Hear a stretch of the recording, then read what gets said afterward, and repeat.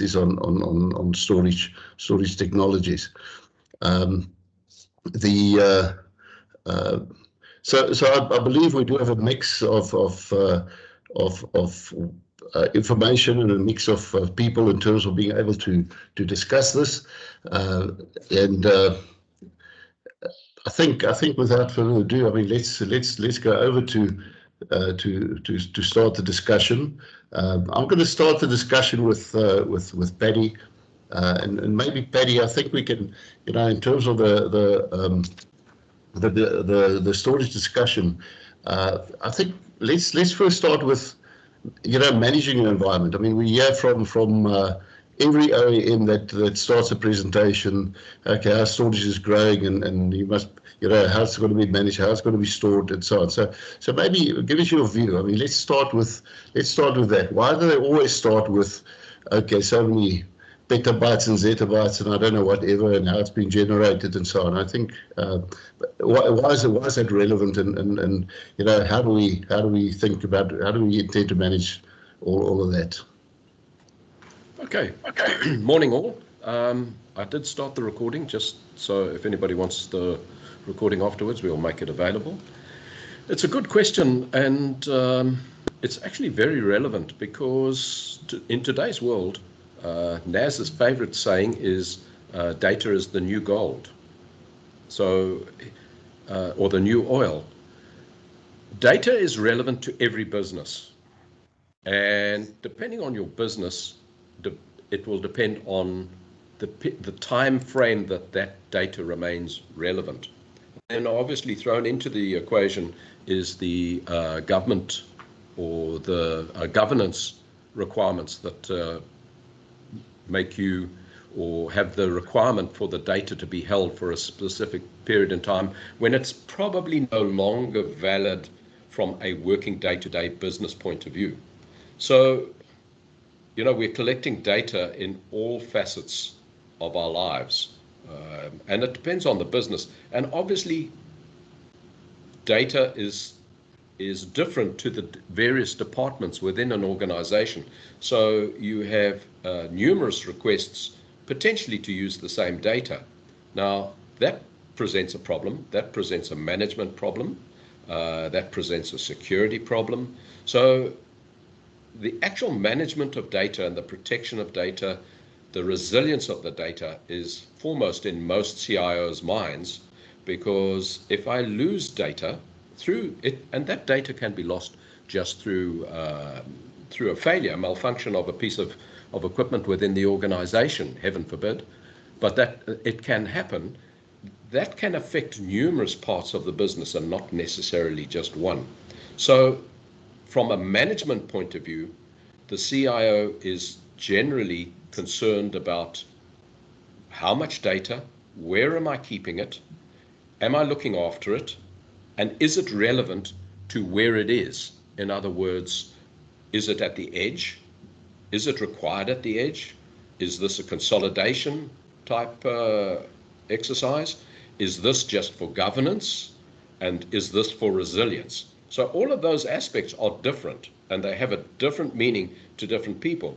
But I think from the CIO's point of view, the value of the data to the business is probably foremost in his mind, and the effect of not having that data to various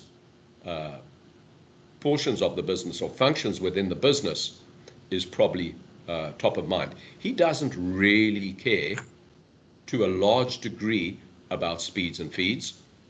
He doesn't really care as to where we put it. He is really worried about the business aspect of the data and the value of that data. So as you move through the organization, the management of the data changes, and the responsibilities for that data management has a different aspect on the different people that are within the organization. The security guys have a different view on what they must do with the data. The storage guys have a different view on what they must do with the data. But ultimately, at the end of the day, the CIO is really concerned about, do I have the right data? Am I using it effectively? Am I protecting it? And is it resilient? So that's from my point of view, that's where the CIOs generally look. Okay, now, Paddy, thanks a lot. I mean, I want to bring Naz in here. I mean, you mentioned speeds and feeds are not that important. I mean, I still a number of our vendors still sell based on speeds and feeds. So I mean, maybe let's go over to Naz. And Naz, I mean, talk about speeds and feeds. I mean, versus needs. Put it this way. I mean, my view is. It becomes more irrelevant in terms of what we have in terms of at the hardware level and at the management level in terms of that. But why do people still want to make faster and bigger and better and so on if the need for that use is almost on the forefront? Thanks, Burgess. I don't think it's not important. I just think it's not the only sort of decision criteria that customers should look at, these days when choosing storage technology. But I think more importantly, what we're seeing in the industry is that, beyond speeds, feeds, and the actual cost of storage, I think CIOs and IT leaders are now beginning to look for this missing link in their storage infrastructure. And for me, basically, that's just information on how their data is actually being utilized. I think it's very key that CIOs and IT managers understand the type of data that they're storing and how they, and this comes back to Paddy's point around, data management and how you manage that data. I mean, as I said, don't get me wrong. I think it's very important that storage is sized correctly to cater for any type of workload in an IT environment. But it's how you size the hardware with the different applications, the different databases. I'm sure you guys understand that there's a plethora of applications and databases that customers use out there these days. It's also how the storage infrastructure uses the features and functionalities of these applications and databases being consumed. I think that's very key. And again, this comes back to how integrated your application database infrastructure is with your storage infrastructure. And that's why I'm also a firm believer that customers buying a 5-year maintenance contract will come to an end very soon. I think customers want to be at the forefront of technology. So in my opinion, at minimum, I think customers will look at some sort of 3-year contract just so that they get a benefit of modern day technology with their storage sort of infrastructure. So for a very long time, I think IT professionals have made storage investment decisions based on key metrics.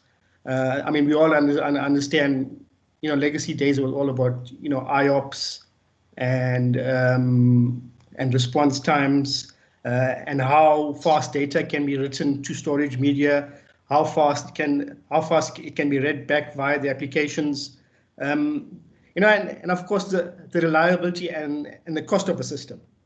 But let's be honest, I think those days of worrying about response times and latency is more or less gone. But why do I say that? So I think the popularity of different hard drive technologies, for example. I mean, so we have SSDs today. We have NVMe. So and there's a lot more newer technology coming down from vendors that will be faster. That I can guarantee you. So the decision of latency and response times is slowly fading away, in my opinion. I mean, today you can get a vendor start producing 2 million IOPS in a 2U storage array. So the IOPS discussion is fading away. The technology is there, but I think CIO and IT leaders need to look more at how their data is being stored. Basically, and I love to coin this term, it's the data lifecycle management. So you should be looking at how your data is being classified. If you look at the advent of object storage, and cloud storage, which is slowly gaining massive popularity. I mean, the price of storage per gigabyte is more than just a function of speed and capacity. I mean, moving data across different storage tiers will significantly free up storage, right? On primary tier 1 storage, and freeing up the storage basically equates to giving back IOPS to the data center. So these technologies are provided by many storage vendors and are available today. So I think we just need to take a step back. I think with the advent of AI and machine learning that's becoming more prevalent in storage arrays, the storage array will think for you. So in my opinion, I think, and this is just my opinion again, I think the days of speeds and feeds are gone. It's more about how you manage your storage infrastructure. Okay. Sorry, can I just add to what Naz has said there, Bertus? I tend to agree, but I think you need to look at the functionality of the business requirement part of it. And I think all too often we get a request from a capacity-based request. In other words, I want 100 terabytes, and without any other data, you're not going to risk it. You're going to say, well, I'm going to put that on SSDs because I don't have any other data. But actually, Correct. speeds and feeds, from a CIO point of view, he only looks at the business. He needs the business to perform, that area of the business to perform to an expectation. If the underlying infrastructure requires speeds and feeds, then that's what must be provided.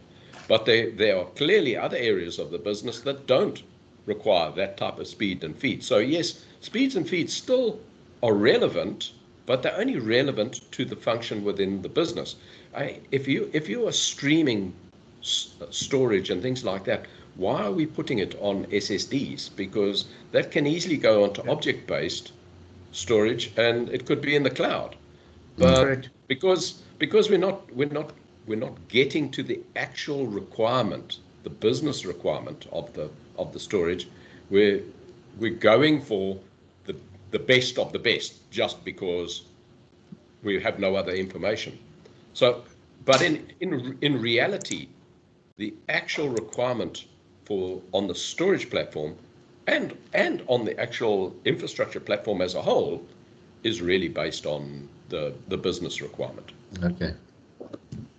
All right. Thanks for that input, Paddy. Sorry, Bertus. I just want to add to what Paddy said. I do agree, and I think a lot of the time it comes down to what storage or what data you're putting on the storage.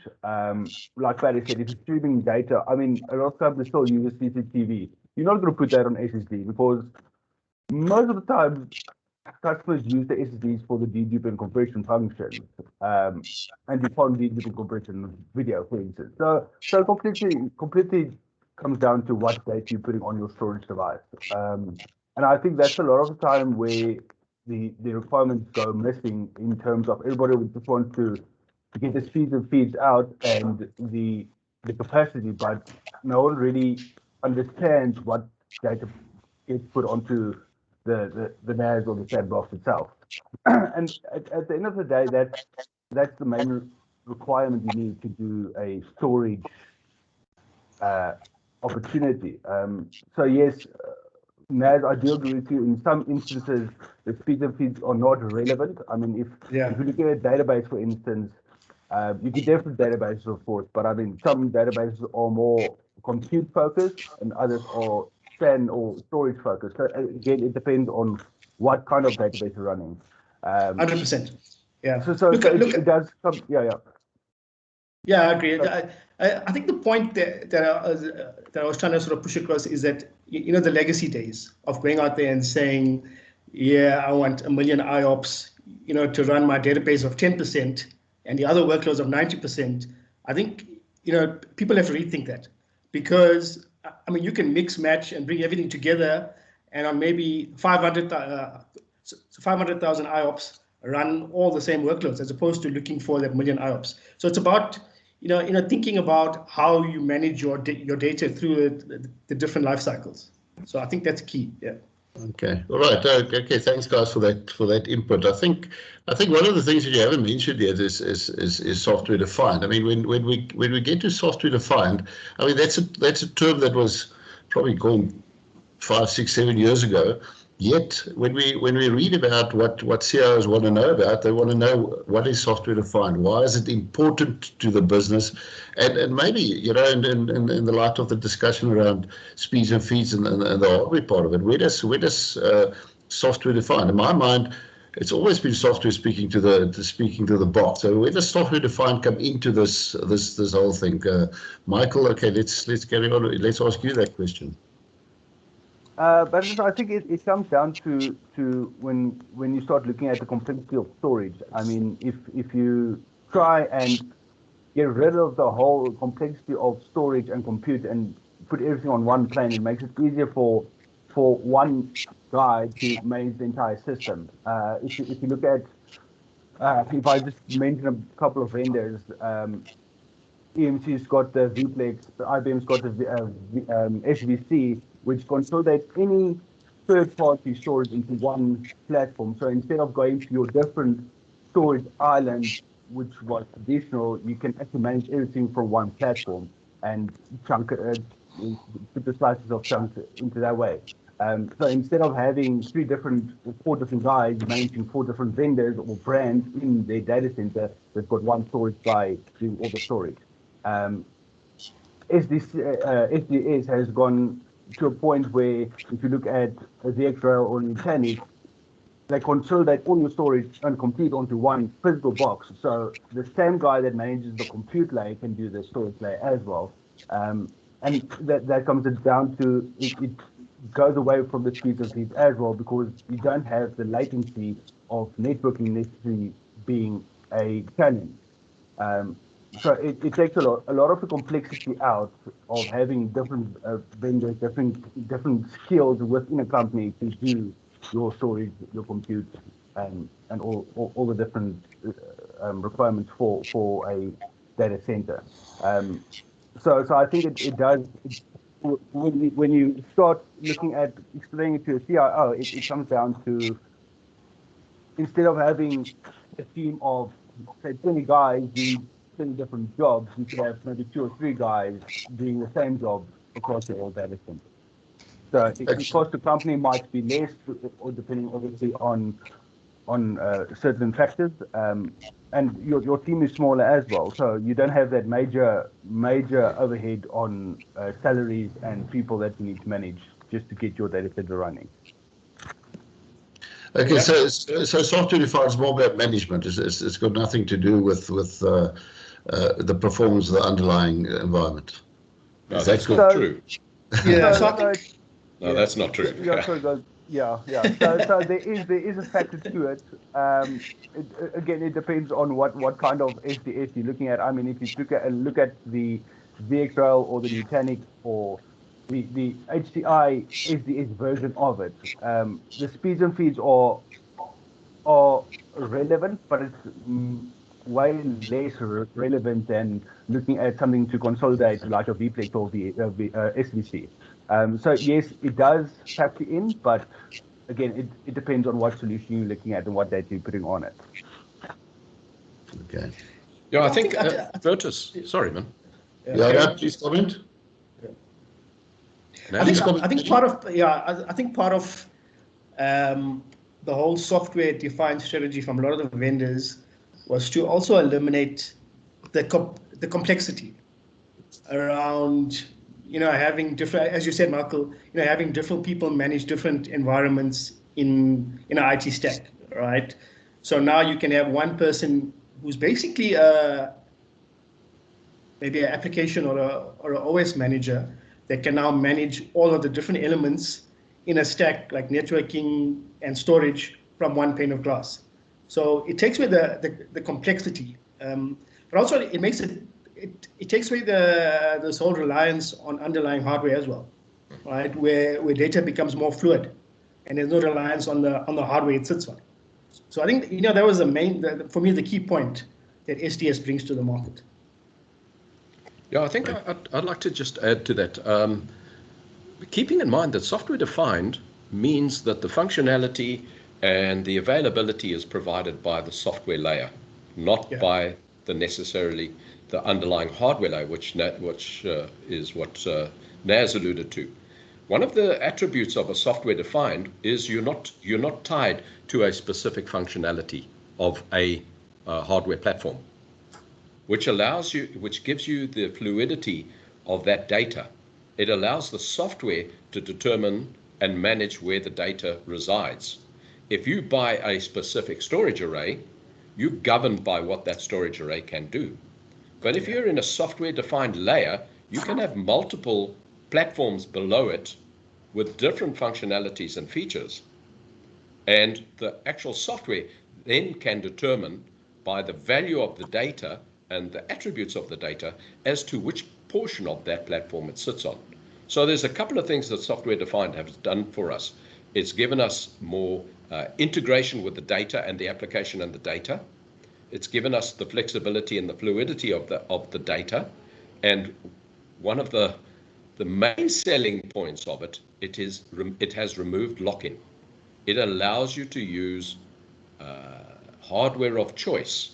And that hardware of choice might be because this is the only hardware I can purchase in this location.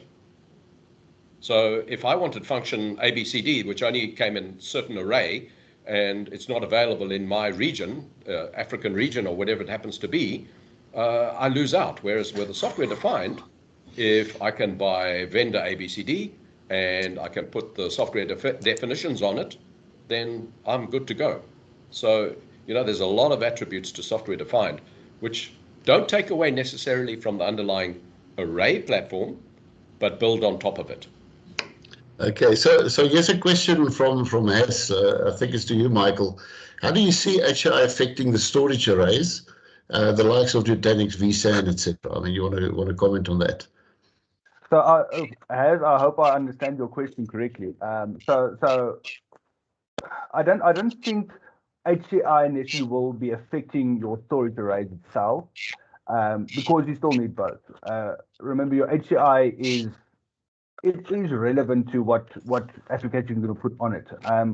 Again, you don't want to put CCTV data on there. You don't want to necessarily put a MySQL database on there for the fact of licensing. I mean, if you look at VxRail or a Nutanix, for instance, MySQL database gets licensed per call. If you don't license the entire cluster's cores, and one of your nodes goes down, your SQL server goes down as well.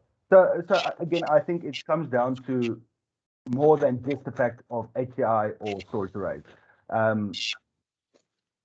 So I don't think HCI is affecting storage array itself. I think both have got their place in the data center still, and HCI is very relevant more to like a VDI solution or a general storage purpose or even a DevOps purpose. Again, it comes down to what data you're actually putting on the array itself. Okay, no, thanks. Yeah, I totally agree. Look, I think it's horses for courses, right? I mean, when you compare the mid-market, you compare to enterprise, it depends what sort of infrastructure you're building in the back. All right. If your application runs on a more modular environment where it's happy adding CPU and memory when you need storage, then by all means. But as Michael said, if it comes down to cost, and if you're adding more CPUs and it just to get storage, and there's a cost attached to it, I think it needs to be decided, which way you build your IT infrastructure. Yeah. All right. Yeah, Okay. I think based on that, on HCI and storage array relevance, people must keep in mind that not everything, like Michael said, not everything can be on an HCI platform. HCI platform, and Naz brought it in, and it's a very important aspect of building HCI, is that the servers you use to build it have a limitation on the amount of storage they can carry.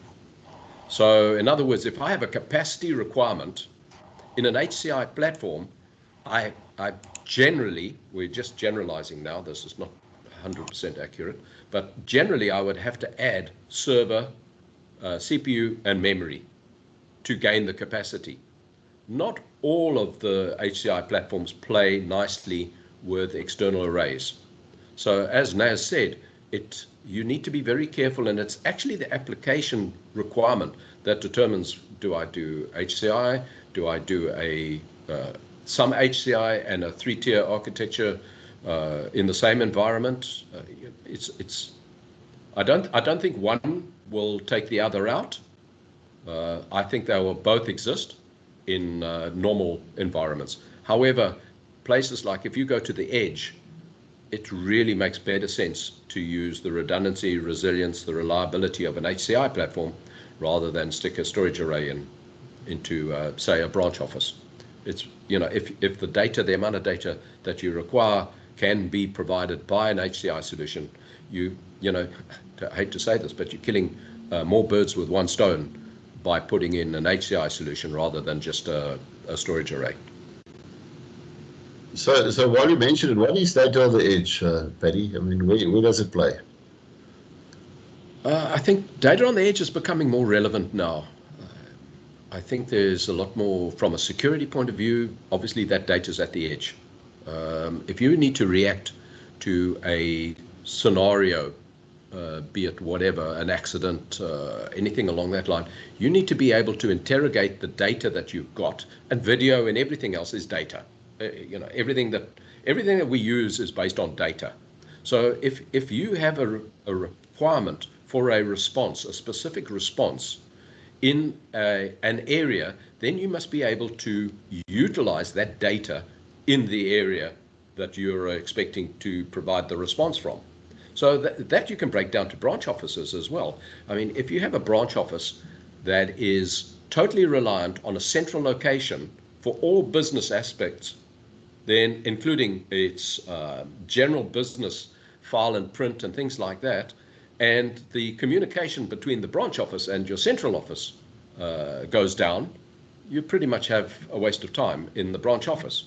And that can be for any business. It can be for any aspect, any function, if you think about it, even retail offices, retail shops and things, stores have a local requirement within the store to manage their data. Yes, at some point in time, that data will move back to a central location, perhaps for BI, for some other financial planning, and for various analytical concerns, and also from a governance point of view.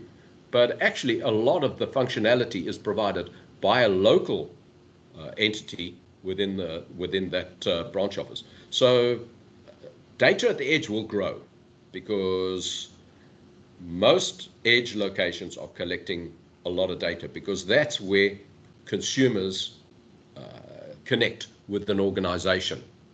Very seldom do you find the major branch in your area of a bank and go to it.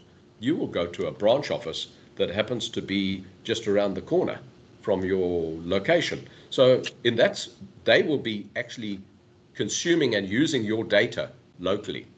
Yes, it gets sent back, but ultimately they will be collecting the data at an edge location. So when you go forward, edge locations will play a pivotal role. They will probably be more speed and feed sensitive than a central location, because the expectation is you will be able to react quicker to the demand that is at the edge. Otherwise, what's the point of having an edge location if everything has to go back to a central location before we make a decision? I know sometimes in government it works like that, but we're talking about normal business here. So I think in those circumstances, you will find that the growth of data at the edge gets quite significant, which will then bring in cloud and all the other aspects of data storage to facilitate that. Okay. All right. Now, Paddy, thanks. I mean, I'm going to bring in Michael here. I mean, you mentioned about the data at the edge and why it's important to be able to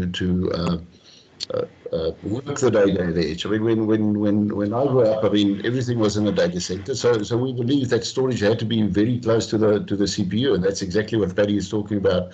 on the edge. Wherever the data is used, it should be or could be manipulated, and that's probably the better way of doing it. So the question, obviously, I mean, so does the location of data make a difference? I mean, I think we got all of that answer, but now that data is in the cloud or is there, whatever, I mean, can data be in the cloud and the CPU in the data center and? I mean, how does the location of data affect affect the IT decisions? So yes, the location of data definitely does matter. Like Paddy said, if you're looking at a branch office or edge location, that can't always be reliant on the central location or the cloud, because unfortunately in South Africa, well, across the world, there are power outages, there are internet links that go down, there are natural disasters that cause some issues. And if your data is not on the edge or in a central location or even on the cloud, you're going to have issues in terms of accessing your data. So the central point, or the central data center that we know as it used to be, is a good thing to have as a backup kind of site. And I'll get to that just now, explain more to that. So if your link goes down and your data is not your edge location, how are they going to access your customer details, or how are they going to keep track of what items you've sold, what your inventory looking like? So location of data does matter. The reason why I say I refer more to a central location as a backup site, because essentially you would have all your data at your edge locations. They would replicate back to your data center or central location. And then from that point out, they would go to your cloud. A lot of people do have different breakdowns or breakouts to the cloud to make sure that the data gets backed up all over the place. So yes, to answer the question, to your data location is very important. Again, it comes down to what data it is, of course, as well. I mean, if you look at your archives, your dark data, your very cold data that's hardly ever used, put that in the cloud. That's more storage focused. If you're looking at a database, for instance, you don't necessarily put that on the cloud, because to pull back data from the cloud is expensive. So again, it depends on what data you put in will determine the location of it. Your more speeds and feeds, like Paddy said, would be more reliant on your edge locations. Your more storage kind of focus, but not necessarily your speeds and feeds, would be your central and your cloud locations. Okay. All right. Thanks for that. I mean, maybe we change the tact a bit, or the path of thinking, and maybe just add something else that we've been hearing about. Okay, so I think if I can just comment on something Michael said as well. Yeah, I think what's also driving this whole data on the edge strategy is the advent of IoT and analytics.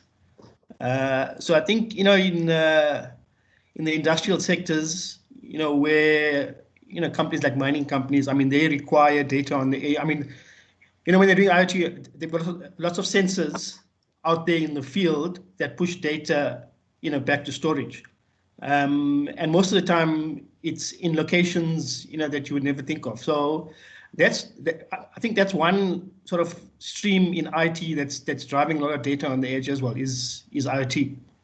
Yeah. Okay. Yeah. Absolutely. Okay, so let's stick with NAS here. I mean, so NAS, the one question. I mean, and I know we chatted about the other day. It's about containers. Okay, so I've got some idea what a container is, but I mean but okay, within containers they talk about container native storage. Okay, so is that a different type of storage? Is it normal storage that's just been processed in a different way? What is container native storage? Yeah, it's a bit of a Again, so as Bertus, it comes back to what's driving all of this, right? It's the applications and the different technologies that are being used on top of hardware. That's driving these sort of different technologies that puts demand on actual hardware. I think I read the other day somewhere, there was a global survey done, and 92% of all DevOps environments use containers in production. Now, what does that mean? It obviously means that DevOps is definitely pushing the use of containers, and it's not Tupperware, right? So, I think the proliferation of containers, creates a huge storage challenge. And why is that? I mean, because the underlying architecture of containers is non-persistent, but they demand persistent storage, to work properly in production. So most of today's storage arrays, I think, are designed from a very sort of VM-centric architecture. So they sort of virtualize the actual hardware, but containers virtualize the actual OS that it uses. So I think storage vendors have to start to move to this whole container native sort of storage way to deliver for the DevOps environment, because I think the old days of having different sort of line of business, working separately and developing millions of lines of code is sort of changed. The whole waterfall effect has fallen away. So what containers does, it brings all these teams together to work simultaneously to deliver these projects faster to market. But the underlying storage has to work with them. So we have the likes of Kubernetes and Rancher, for example, or Rancher, that supports persistent storage. And how do they do it? Obviously, with the storage vendor, they've got these storage APIs that actually benefits these apps. So it is something that's been developed by storage vendors, but again, I come back to the point that all of this is being driven by the application itself. Okay, so no, absolutely, it's so it's not a storage feature, it's an application feature in terms of how they package the storage and how they present it to the virtual server. Yeah. I think if there's no other comments, I mean, I think we probably have time for one more topic to discuss, and that's a topic of security. I mean, a number of vendors got security first on their on their brochures and stuff like that. I mean, what does it mean to have security first? I mean, so Paddy, I mean, we've been doing backups for many years. We've been securing the data for many years. So what has changed? You're mute, Paddy. Sorry. It's a good question, actually, because people sort of, we all talk about it as being security, but there's many aspects to data resiliency rather than security, okay, from a storage point of view. The storage platform is there to provide the data resiliency, and your management, your data management portfolio should provide the resiliency and the redundancy. The actual security is a much wider topic. The security should be managed and controlled through the entire organization. Let's just break that down a little bit. From a resiliency point of view, the storage must be able to recover from an outage. That outage can be a mechanical failure. It can be data corruption. It can be data deletion. It can be ransomware. It can be all sorts of things like that. So that's resiliency. That's, can I get the data back to as near as it was previously, or as it was previously, depending on your RTO type functionality. And then how do I protect the storage from being misused? And that's security. The security aspect of it is how can I stop unauthorized people gaining access to the data. We're talking to data. We're not actually talking to a physical piece of equipment, because the actual management profiles and things on most arrays by most vendors, if you come through the management portal, you can't get to any data. The data is unseen to you. You can just see the logical building blocks of the array. There's not much you can do about that. So, and 9 times out of 10, that portion of your infrastructure is in a protected segment, and it's IPsec. You know, it's not open to the general public, and it's certainly not open to the general public, and it's certainly not open to the general business user, the users within a business. They're on the LAN side. The actual management of the device, from a security point of view, is contained. It's contained in a building. It's contained under locks. So, from a resiliency point of view, we have air gapping, in other words, copying it off to a cloud. So there is an air gap associated with that. We can use self-encrypting drives. We can use data encryption. We can use immutability with worm type technologies, or just immutability storage with an object-based storage. However, all of that is worthless if an actor, as the security people like to call it, can get into your system and sit in an authorized zone. In other words, from an array point of view, from an encryption, we pass keys to an authorized application. So that application is authorized to use this data. Now, if an actor gets to the application and sits within the application, doesn't matter how many security keys you've got in between, he has authorization to all of them because he's sitting there. So from a security point of view, it's not, is my array secure?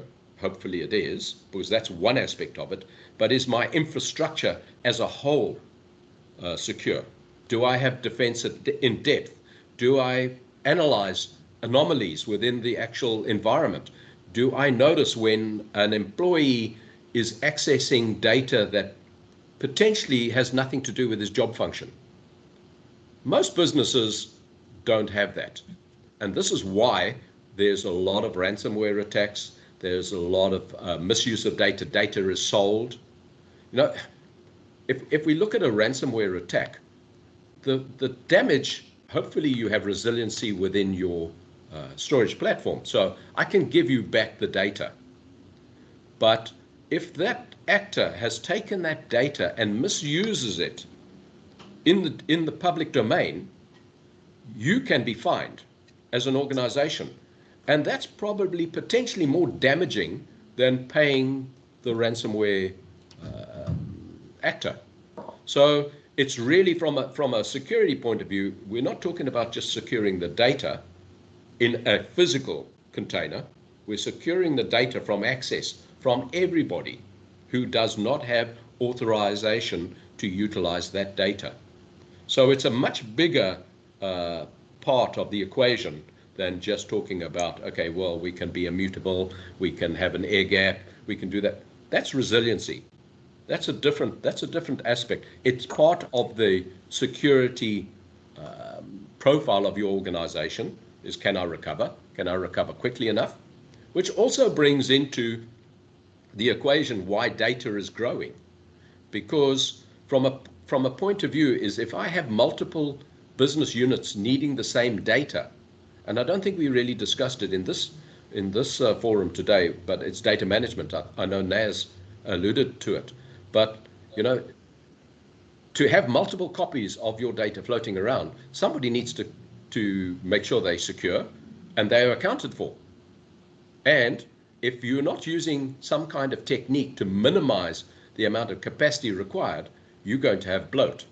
which means you're going to grow your capacity beyond what you actually require because you're not using the techniques that are provided by a storage array, snapshotting, clones, copy, mirrors, things like that. So, you know, it's all part and parcel of the same thing. Okay, so no, thanks, Paddy. I mean, so what I hear is most certainly it's not a storage management only challenge. I mean, it's most certainly with a security division. It's still a CIO challenge, but the interesting thing that you mentioned there, you know, number of copies of data and you know, in doing backups and all that, you know, we thought more is better, but it might be more exposed anyway. Anyway, people, I mean, thanks for your input today. I think we almost out of time. I mean, I've heard things like security, automation, you know, software-defined data services, and so on. I mean, so a lot of this is I mean, it's out there. The CIOs need to know what to think about. But I mean, I think in my mind, at the end of the day, it's stick to the basics. It's stick to, you know, go with the flow. Understand your data. Understand the needs of the data, and according to that, you know, gather more data or manage it in the right way. So if there's no more, I see there's no more questions from the audience. I want to thank you for joining us today. I mean, we will have another next topic. I think it will be on the 29th of July will be the next one. We will pick a new topic and let you know about it. So thanks everybody for participating, and thanks for joining us today. Thanks, guys. Cheers, guys. Ciao. Thanks all. Goodbye. Bye.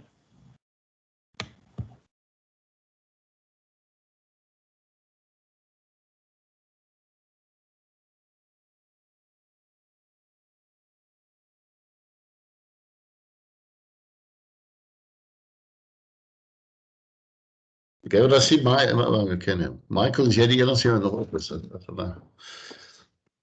dat lijkt zo.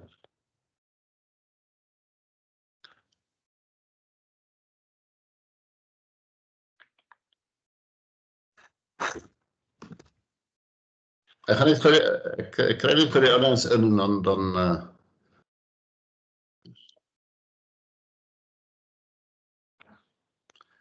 sorry dat ek net